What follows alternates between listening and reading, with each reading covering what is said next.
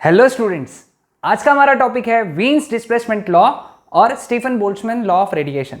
Okay, पिछले lecture तक हम लोगों ने स्पेक्ट्रल लाइंस के बारे में पढ़ा और हम लोगों ने किरचॉफ लॉ ऑफ रेडिएशन के बारे में पढ़ा।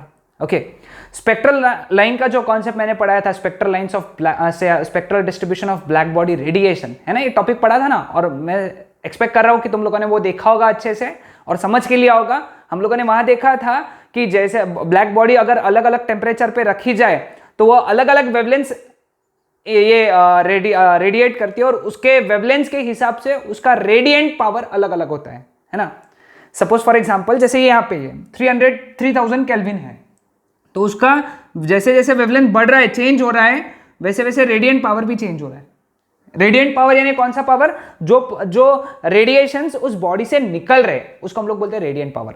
ओके, तो हम लोगों ने यही डायग्राम, सेम डायग्राम हम लोगों ने लास्ट टाइम देखा था, है ना। लास्ट लेक्चर में हम लोगों ने सेम डायग्राम देखा हुआ है। अब हम लोग इसके आगे का पार्ट पढ़ेंगे। आगे का पार्ट क्या है कि ये जैसे स्पेक्ट्रल लाइन का हम लोगों ने स्पेक्ट्रल डिस्ट्रीब्यूशन देख लिया। ओके, अब हम लोग इसमें क्या देख रहे हैं कि यहां पे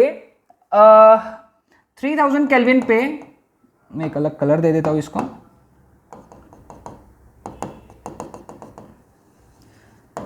इस वेवलेंथ पे, है ना, इस वेवलेंथ पे रेडिएंट पावर मैक्सिमम था, है ना, ये मैक्सिमम था।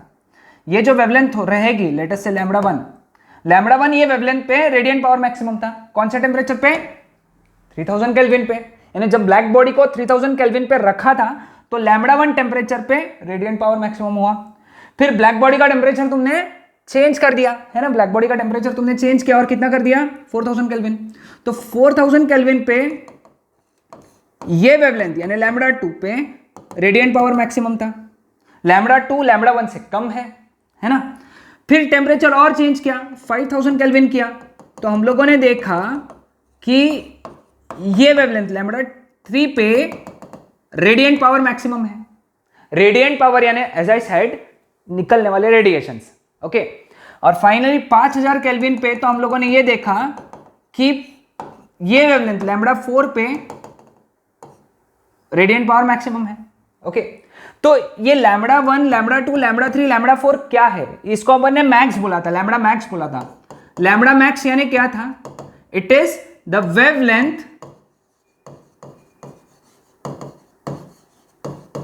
फॉर विच रेडिएंट पावर या फिर रेडिएंट एनर्जी इज मैक्सिमम, है ना। ये मैक्सिमम वेवलेंथ नहीं है। बहुत से बार बच्चे, क्योंकि इसका जब फॉर्मूला बताऊंगा ना वो तुम देखोगे तो बहुत सिंपल लगेगा तुमको और वो तुमको एग्जाम में याद भी रहेगा, लेकिन तुम क्या करोगे, जैसे ही लैम्बडा मैक्स देखोगे तो तुम लिख दोगे मैक्सिमम वेवलेंथ। ओके, नहीं, लैम्बडा मैक्स क्या है ये ध्यान में रख लो, that is that wavelength for which radiant power is maximum, है ना, रेडिएंट पावर मैक्सिमम है, फिर उसके आजू बाजू कम हो रही है। तो wavelength for which radiant power is maximum, Wien's के हिसाब से उसने स्टडी किया ये ग्राफ, तो lambda max is inversely proportional to temperature. वो तो दिख रहा है ना, जैसे जैसे टेम्परेचर बढ़ रहा है 3000 4000 5000 सॉरी ये 5500 था, एक्सट्रीमली सॉरी 5500, तो लैम्बडा कम कम होते जा रहे है ना। तो देखो ये है इक्वेशन और इसी से तुमको वीन्स डिस्प्लेसमेंट लॉ लिखना है। अभी देखो यहां से स्टेटमेंट लिखना बहुत आसान है। Lambda max is inversely proportional to T, यानी the wavelength for which radiant power is maximum is inversely proportional to the absolute temperature of black body. समझ में? अब बहुत से बार बच्चे लैम्बडा मैक्स को क्या लिखते, जैसे मैंने अभी थोड़ी देर पहले बताया, वो ये लिखते मैक्सिमम वेवलेंथ। मैक्सिमम वेवलेंथ थोड़ी ना है वो क्या है? Wavelength for which radiant power is maximum. Okay, जब जब भी कांस्टेंट हटता है तो क्या, सॉरी, जब जब भी प्रोपोर्शनलिटी हटता है तो क्या आता है? कांस्टेंट आता है, वो कांस्टेंट है बी। ओके, ये बी को हम लोग बोलेंगे आज से वीन्स कांस्टेंट। वीन्स ने इसका वैल्यू भी दिया हुआ है। ओके, इसका वैल्यू कितना दिया है हमको? 2.897 into 10⁻³ 2.8 897 इंटू 10⁻³ अब ये t इधर चला गया, क्यों लिखा मैं t उधर क्यों लिखे गया, क्योंकि यूनिट देखना है। b का यूनिट क्या होना चाहिए, लैम्डा इंटू टी। लैम्डा किस में होता है, मीटर में। t किस में गिनते हैं, केल्विन में, तो it is metre kelvin. Okay, मेरे हिसाब से यहां पे तुमने b का डायमेंशंस भी लिखना चाहिए, m1 L0 T0 θ1। कुछ बुक्स में थीटा की जगह k भी यूज हो सकता है। ओके, समझ में आया सबको। अब इसका एप्लीकेशन क्या है, जो डिस्टेंट स्टार्स होते हैं और जो सन होता है, इसका टेम्परेचर हम लोग यहां से गिन सकते हैं, क्योंकि वेवलेंथ का आइडिया है, वेवलेंथ का आइडिया है, b मालूम है, टेम्परेचर निकाला जा सकता है। You can measure the temperature of stars, okay, stars as well as sun by using this equation. Okay, जैसे तुमने नाम सुना होगा white dwarf, red giant. Okay, white dwarf and red giant अपने बुक में भी दिया हुआ है। ओके, व्हाइट ड्वार्फ ये एक स्टार है, इसका सरफेस टेम्परेचर 10,000 केल्विन है, समझ रहे हो, 10,000 केल्विन। ओके, 300 केल्विन यानी रूम टेम्परेचर होता है, 400 केल्विन पे तो चटके इंसान वैसे ही गर्म होकर मर जाते हैं। उसका टेम्परेचर है 10,000 केल्विन के आसपास, उससे थोड़ा ठंडा है, थोड़ा ठंडा। कौन, रेड जाइंट। रेड जाइंट का टेम्परेचर सिर्फ 3000 केल्विन 3000 केल्विन। अरे भाई 3000 केल्विन यानी बहुत होता है ना। तो समझ में आया सबको ये वीन्स डिस्प्लेसमेंट लॉ के बारे में। Wien's displacement law is used to find out the temperature of distant stars and sun. Okay, statement ध्यान में आया, इक्वेशन ध्यान में आया, बहुत इंपॉर्टेंट, इस पे न्यूमेरिकल्स हैं, हम लोग पढ़ेंगे आगे, ठीक है। Next part, Stefan Boltzmann law of radiation. Okay, Stefan Boltzmann law of radiation ने किन दो चीजों को रिलेट किया, स्टीफन बोल्ट्जमैन लॉ ने आर और टी को रिलेट किया। कौन है ये आर और टी? आर यानी क्या था, रेडिएंट पावर या फिर radiant energy per unit time. एक तो रेडिएंट पावर बोलो, ओके, समझ में, radiant power per unit area, sorry, radiant power power radiated पर यूनिट एरिया, या फिर radiant power per unit area, या फिर एनर्जी पर unit area per unit time. दो में से कोई भी एक चीज बोल सकते हो, स्टेटमेंट बुक में दिया हुआ है ना। और टी यानी टेम्परेचर है, टेम्परेचर ऑफ दैट बॉडी, यानी उस बॉडी के टेम्परेचर से उससे कितनी रेडिएशंस बाहर आ रही है, उसको रिलेट किया स्टीफन बोल्ट्जमैन ने।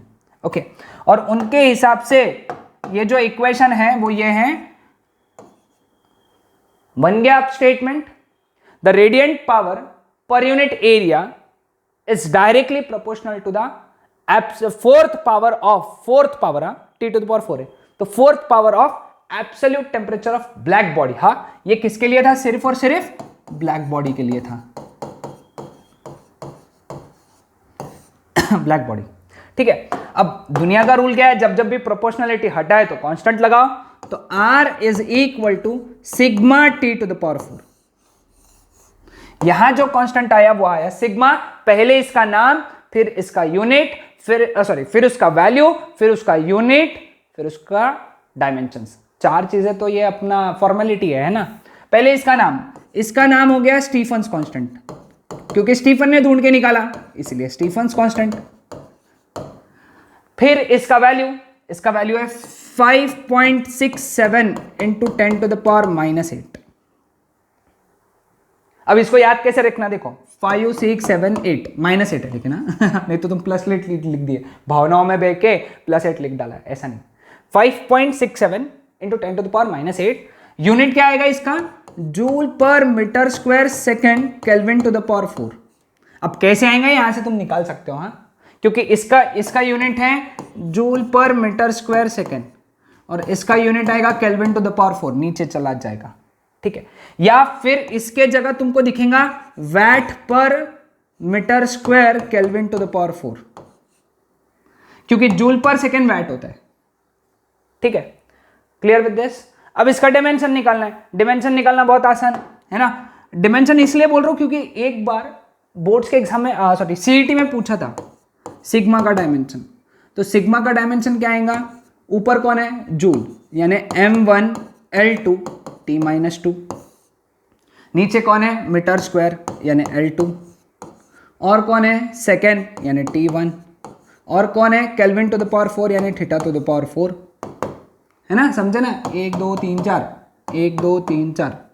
इसको अगर सॉल्व किया m1 L0 t-3 थीटा -4, ये हो गया सिग्मा का डायमेंशन। बहुत इंपॉर्टेंट है, एमसीक्यू के लिए बहुत इंपॉर्टेंट है, ठीक है, समझ में आ गया यहां तक? ओके। अब अगर सपोज ब्लैक बॉडी नहीं है, याद रखना ये जो स्टेटमेंट है this is only for black body, वो लिखा है वैसे मैंने, लेकिन अगर ऑर्डिनरी बॉडी है, ऑर्डिनरी बॉडी, ओके, तो फिर अगर ब्लैक बॉडी है तो थोड़ा सा चेंज कर देता हूं, यहां पे आर भी लिख देता हूं, है ना, आर भी लिख देता हूं। तो फॉर ऑर्डिनरी बॉडी, क्योंकि दुनिया में अपन क्या करते हैं, black body, ordinary body, ordinary body के लिए R is equal to E R B, equation है ये, अपन ने पढ़ा है। तो अगर अपन ने सॉल्व किया इसको, आर बी के जगह डाला sigma T to the power 4, this is the equation for ordinary body. E क्या है, coefficient of emission, coefficient of emission या फिर एमिसिविटी। ओके, समझ में आया सबको? बहुत आसान। Okay, now clear with this? Okay, अब हम लोग इसके आगे का पार्ट पढ़ते हैं। इसके आगे का पार्ट क्या है? ओके, इसके आगे हम लोगों को देखना है कि अगर सपोज, ओके, दूसरा कलर, कलर का चॉइस बड़ा डेंजर है, यहाँ कलर का चॉइस बहुत danger. Black body kept in cooler surrounding,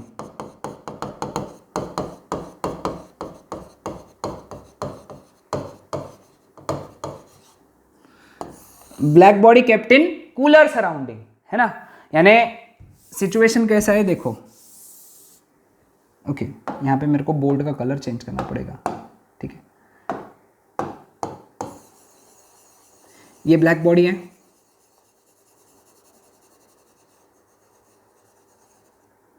जिसका टेम्परेचर T है, ठीक है,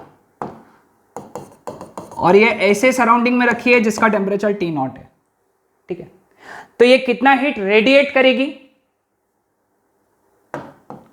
heat radiated, okay, this heat radiated by the black body is sigma T to the power 4, that is radiated, and heat absorbed, that is sigma T0 to the power 4, ये absorbed है, क्योंकि Prevost theory क्या बोलती है, वो radiate भी करती है और एब्जॉर्ब भी करती है। तो रेडिएट कितना किया उसने, आर कितना फेंका, sigma T to the power 4, absorb कितना किया, sigma T0 to the power 4। तो नेट हीट कितना हो गया ब्लैक बॉडी के लिए, that is sigma T to the power 4 minus T0 to the power 4 net. This is the equation for black body kept in cooler surrounding, है ना। Black body जब ठंडे एनवायरमेंट में रखा जाएगा तो ये इक्वेशन लेना है। अगर सपोज T0 ज्यादा है T से, तो इतना हीट रेडिएट हो रहा है, क्योंकि हम लोग कंसिडर कर रहे हैं T is greater than T0, T0 से ज्यादा है, यानी ब्लैक बॉडी का टेम्परेचर सराउंडिंग के टेम्परेचर से ज्यादा है। लेकिन अगर ब्लैक बॉडी का टेम्परेचर सराउंडिंग के टेम्परेचर से कम है तो ये इक्वेशन क्या चेंज हो जाएगा, R is equal to sigma T0 to the power 4 minus T to the power 4, और इस केस में हीट वो एब्जॉर्ब करेगा, इसके केस में वो हीट वो एब्जॉर्ब करेगा। समझ में आया सबको? Very simple. So these were all the concepts of Stefan Boltzmann law and वीन्स displacement law. और यहां पे रेडिएशन वाला पार्ट खत्म होता है। नेक्स्ट लेक्चर में हम लोग इससे रिलेटेड न्यूमेरिकल्स पढ़ेंगे। Okay, that's it.